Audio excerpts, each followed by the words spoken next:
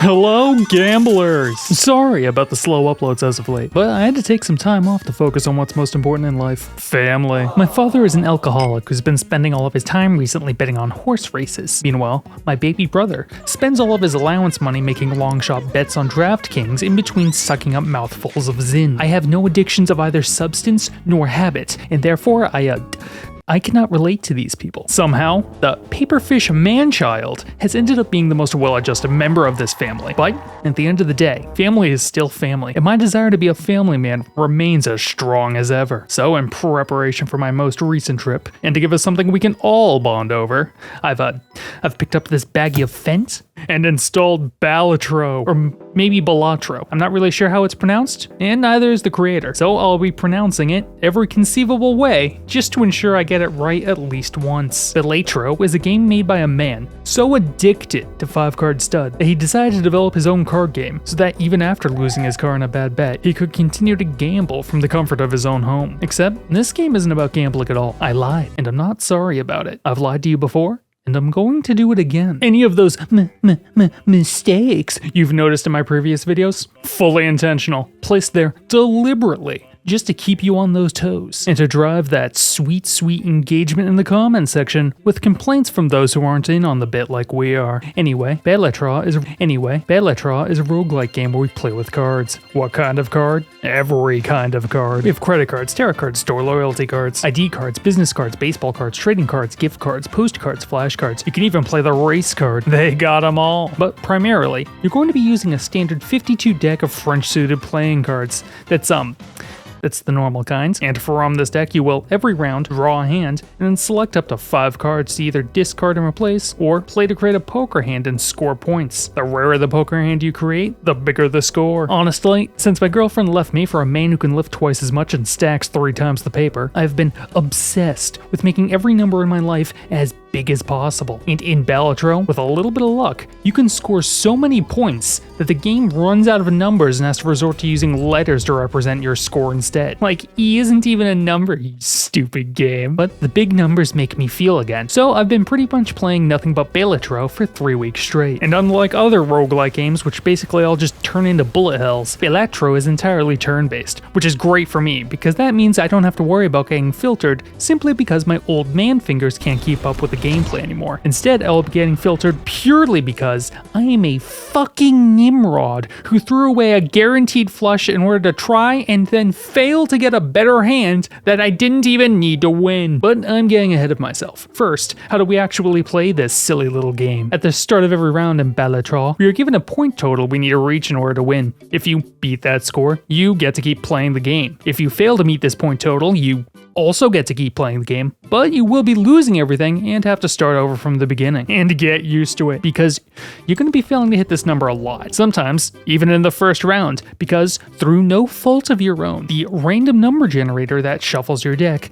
has simply decided you will not be receiving any combination of cards that make scoring 300 points possible today. You know how when the elderly are gambling their retirement savings away at the slot machines, they keep touching the screen like it's some sort of cocoa melon for pensioners? Well, if I lose one more round on the first ante again, I'm going to give something like that a try myself. Welcome to the roguelike genre. I hate this place, but I keep playing anyway. Not because I'm addicted to the Skinner box game design. I can stop anytime I want, but instead because if I stop, I have to go back to spending time with my family. And frankly, I am just not ready for the 2-hour conversation with my 13-year-old brother about this cool old show he found called Has-Been Hotel. Yeah, kid, you don't need to tell me, I already know. You changed your profile pic on your family-facing Instagram account to a picture of 2 of the male characters kissing, which is fine and all, but the section of your profile asking people to DM you to roleplay is going to need some addressing, and honestly, I don't want to deal with that right now. I'm a little busy with something else. However, say hypothetically, you actually want to win around. Not of Has-Been Hotel roleplay. No, there's no winners there. Of Balatro. How do you do it? Well, your score for each hand played is determined by multiplying these 2 numbers together here. First, there are your chips, which is a base number determined by the type of hand you play, plus the value of each scoring card. Second is your Mult, which is short for multiplier, but importantly is not multiplier, because multiplier is something else entirely. Similar to chips, Mult is also determined by the hand you play. However, However, it cannot be modified by regular playing cards. In order to increase your Mult, you're going to need to either play rarer hands or use specially enhanced cards. Alternatively, you can increase it with the help of one of our special friends. Every roguelike has a wide variety of tools to help enhance your run as you play through the game. However, any good roguelike game will give you the tools with such fantastic power and synergy that when you get just the right combo, you're no longer attempting to beat the game so much as you're trying to break it. In Balatro, we call these tools jokers. Check this one out. This joker gives you +4 Mult on every hand, meaning that a pair goes from base 2 Mult to base 6. That's 3 times the points. Pretty cool, right? Wrong! This is probably the worst joker in the game. We can do better. Now look at this one. This is Scholar, which gives you not only 4 Mult for each ace you play, but 20 extra chips as well, and that's for every ace you play. Combine that with the family, which gives us a Mult multiplier of 4 times, and we could be looking at an extra 80 chips and 64 Mult if we play 4 aces, or 100 chips and 80 Mult if we play 5. That's pretty good, but how do you play 5 aces when there's only 4 in the standard deck? You fucking cheat, that's how. If you want to make some big boy plays, you're gonna need to start tinkering with your tools a bit, using tarot cards and the powerful but rare spectral cards. We can modify the cards in our deck directly, making it so that when they're played, we can gain extra Mult, chips, or even cash that can be used to buy upgrades in between rounds. And if we add seals onto these bad boys, we can even get cards that give us planet cards, play themselves twice, or give us even more tarot cards when discarded. Tarot cards can also give you benefits outside of manipulating your deck as well. There's nothing quite like the feeling of walking into the shop and spending $1 on a card that gives you $20. A truly balanced economic system. But with all this power and ability to change your deck, it's pretty easy to radically alter it to the point where it's entirely unrecognizable from what you started with. So make sure to keep track of what you have left in there while you're playing. Counting cards in my casino? Well, go right ahead. Hell, they'll count them for you here. You're free to get a full breakdown of what's remaining in your deck at any time. After all, when the blind is 400,000 points and the boss has disabled all clubs, entirely nullifying the club flush build you spent the last 40 minutes building, knowing what's in your deck suddenly doesn't really matter all that much anyway, does it? Better luck next time, idiot. But while we're at the main menu, why don't you take a chance to choose a different stake and deck in order to mix things up a bit? That's right. Not only can you customize your jokers and the cards in your deck, but depending on the type of deck you choose to play with and the stake you're playing on, you will also receive certain buffs or debuffs. White stake is your basic difficulty. It is the easiest stake, and ironically, the only one that real men play on, as it allows you to get the highest scores possible. And as we all know, bigger number means bigger fun. Red stake removes the reward money from the first round of each ante. Green stake increases the number of points required to win each round. Black stake, jokers can now spawn as eternal jokers, meaning they cannot be sold or destroyed. Blue stake gives you 1 less discard to use. Purple stake increases the points required to win each round. Again, they just got lazy with that one. Orange stake introduces perishable jokers, which stop working after 5 rounds. And then the highest stake difficulty, Gold stake, introduces rental jokers that cost $3 per round to use. Considering that every stake's new challenge also includes all the challenges from lower stakes stacked on top of them, gold stake is admittedly a pretty serious obstacle to overcome. Only real experts are going to be able to beat the game on gold stake, so you're going to have to be familiar with your deck options as well. Red deck gives you 1 extra discard to use, blue deck 1 extra hand, yellow deck starts you off with $10 extra.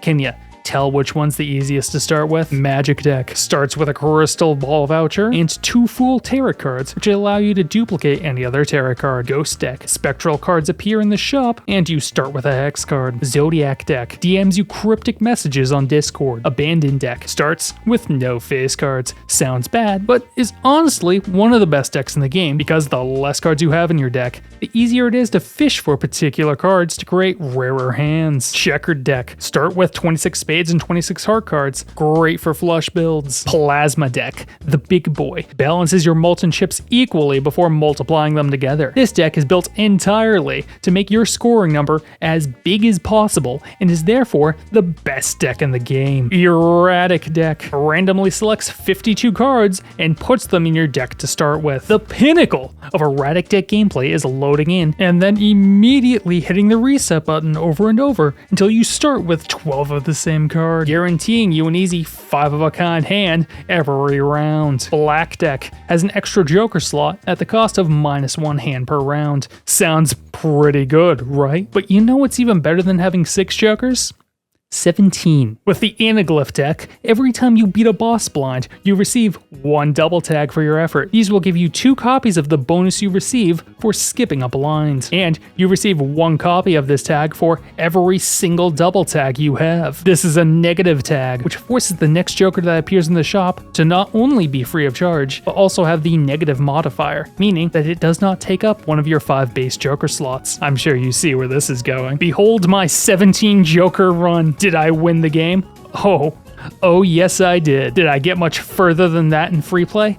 No, I didn't. Because despite having 17 jokers, most of them were absolute garbage that didn't do anything to actually help me. Still, the absolute meme potential for this insane gimmick run make the anaglyph deck my absolute favorite by far. But then we have the nebula deck, the green deck, and the painted deck, which are all boring as shit, and so I refuse to acknowledge them. That being said, with some good decision making and a little bit of luck, it's possible to beat the game on gold stake no matter what deck you choose. So just play with whatever you think's the most fun. But winning in Balatro is just like getting your high school diploma. Sure, you want to do it, and I'm sure mommy's very proud of you, but it's really not that hard. Everyone does it, and consequently, no one really gives a shit. The real big dick play is seeing how far you can make it after you graduate to endless mode. This is where the real men are made, where the numbers get real fat, and you're going to be depending on good RNG to give you something to work with. Yeah, no matter how good of a player you are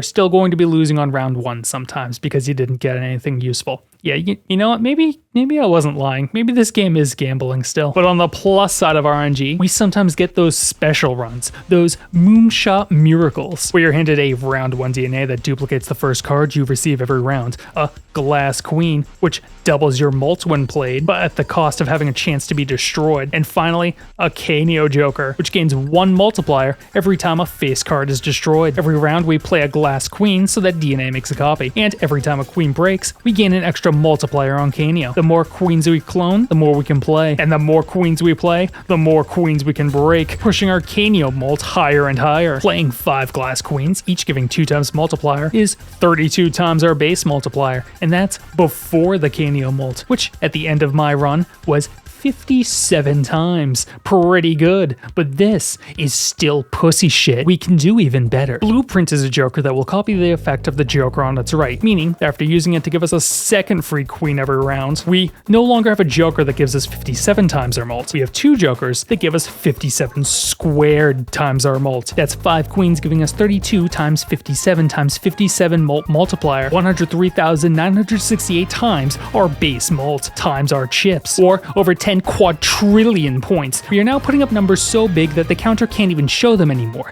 I am salivating. The screen is literally shaking with the might of our build. Listen to the rising tones as my cards activate. Feel the raw heat of my score radiating off the counter. The glory of it getting bigger with every hand played and queen broken. The absolute rush of having broken this game apart is such an absolutely fantastic feeling I rarely get in a video game anymore. This is big number gaming. This is what every roguelike should strive to be, and that's just 1 run on 1 build. I've seen runs with even crazier builds that give even bigger scores, but it's pretty impressive nonetheless, right? It's just points in a game. I really don't care. It doesn't actually matter. Like, points in a video game aren't actual things that you can call an accomplishment. It's all pretend. You understand that, right? It's been 2 months. You need to stop calling me. Well, Balatro's fun at least. Remember to hit that like and subscribe button to boost me in the algorithm, and share this video with as many people as possible. If we can get that view counter to be big enough, then maybe, just maybe, I'll be worthy of being loved again. Alright, bye-bye. Hey, you done with that game? I need to call my friend on Discord later. Can I use that computer when you're finished with it?